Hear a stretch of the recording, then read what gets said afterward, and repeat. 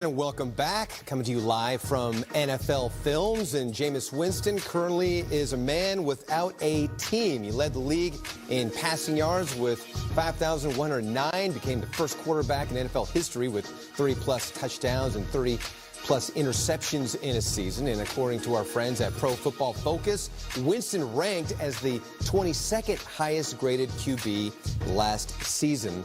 And when you look at Jameis Winston, he clearly has the talent, but there is now an issue of whether he'll be able to showcase that talent with other teams as a starter, as we're rejoined by Mike Garafolo. And right now, Jeezy, what is the market for Jameis out there? Will, you mentioned it. He still has that talent, and people never forget where you were drafted. I'll give you an example. Yesterday, the Bears released Leonard Floyd, and there is a flood of people working to speak to Leonard Floyd and get involved there because they remember he was a highly drafted guy, never mind the fact that the Bears had moved on from him. That's going to be the case with Jameis Winston. It's going to be a little bit different, though, because you can only have one quarterback on the field at a time, and you work on your backup solution. So it's not like you can just go get him and we'll figure out a spot to use him. You're going to have a plan for Jameis Winston, and I believe that the plan is going to be for him to come in and be a backup somewhere, maybe in a place where the starting quarterback has got a tenuous hold on his job. I mean, that's the ideal situation for Jameis Winston. I just don't see or hear, really, any situation where he's going to be able to walk in and have a reasonable chance, at the very least, of being a starting quarterback. I do know that there's been communication between his camp and multiple teams, even before it became clear that Tom Brady was going back to the Buccaneers, who, by the way, did remain in contact with Winston in the early stages of free agency when they weren't positive that they were getting Brady as well. So we'll see how this develops over the next couple of days, maybe even weeks for Jameis Winston here. I know you will be on it to see where Jameis Winston will land. Certainly, as we mentioned, has the talent, but don't know if there are enough jobs out there.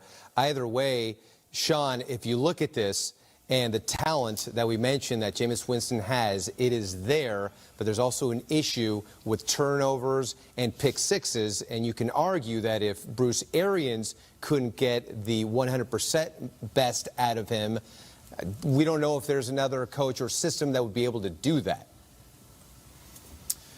Well, no doubt, Will. It's never been about talent for Jameis Winston. Even coming out of college, he was one of the most talented quarterbacks at that time. It was just decision-making, both on and off the field.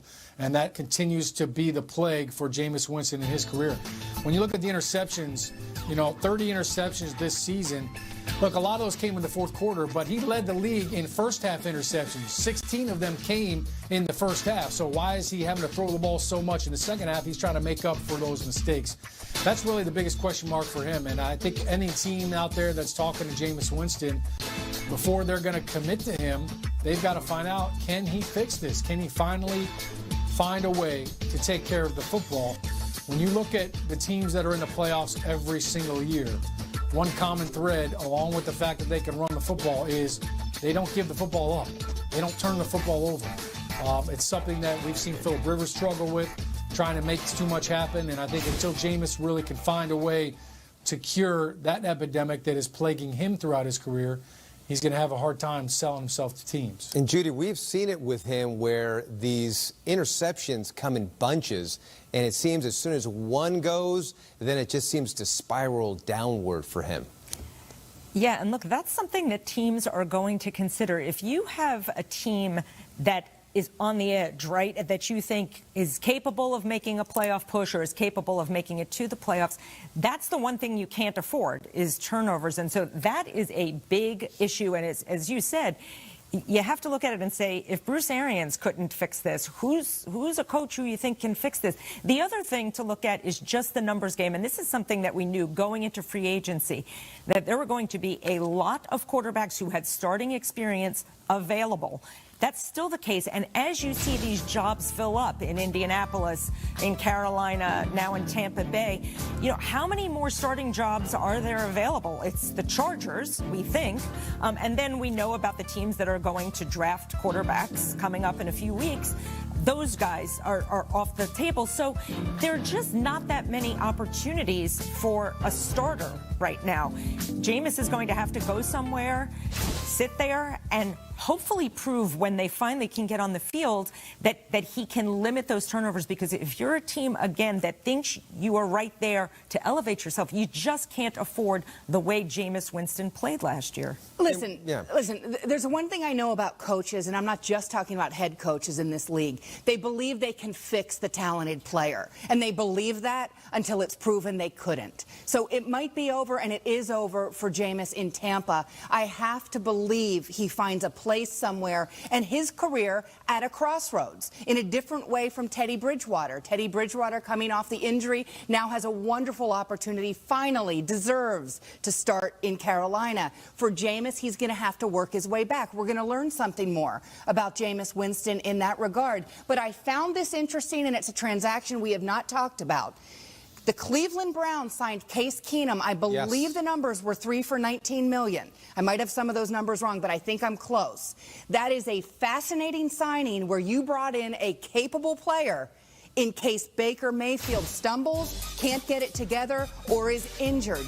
Jameis, I believe, will have a similar opportunity. Again, there will be a coach who believes he has the formula to fix a guy who clearly, we talk about arm talent, is supremely talented. And Sean, we've seen this with former first-round picks, top picks, where because you still have that attached to you, you do feel like, you know what?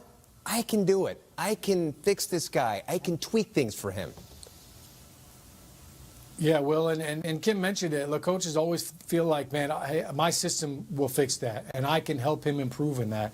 And I think when you're looking at a quarterback, you know, coaches always want to know one thing.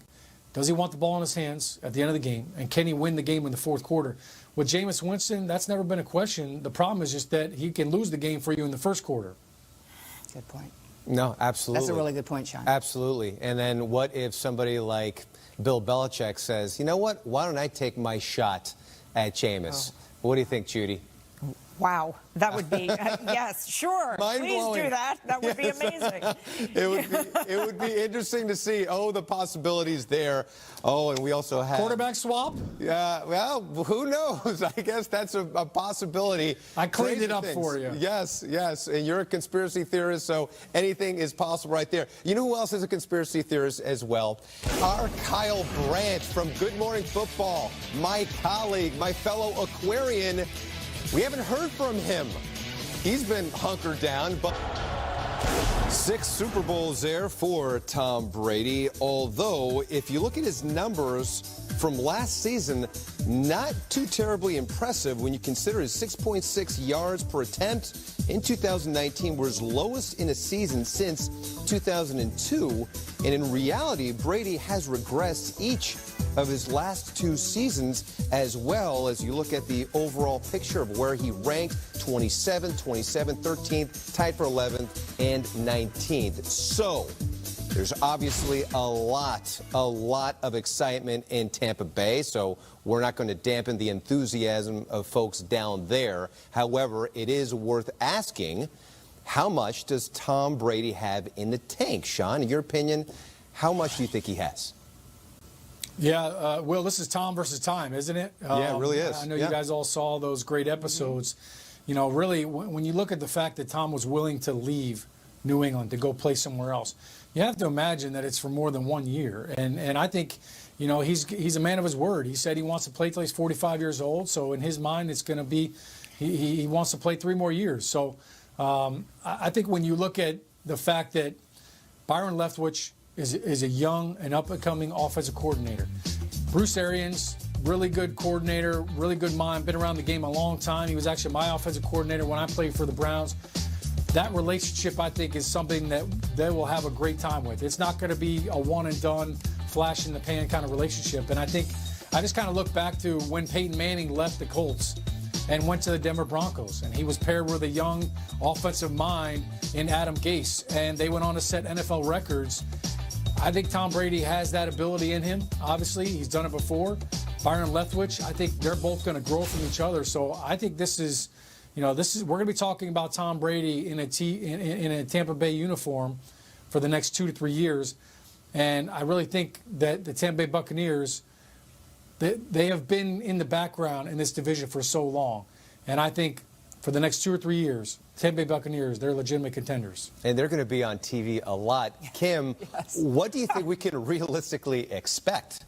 Well, we expect to see BA in his hat a lot on Yes. television, Will. You were right about Yes. all of that. Listen, I think if Tom Brady were staying in New England, we'd be talking about, well, how much can N'Keal Harry improve? Who else can they bring in? With Tampa, we're not having those conversations at all, by the way.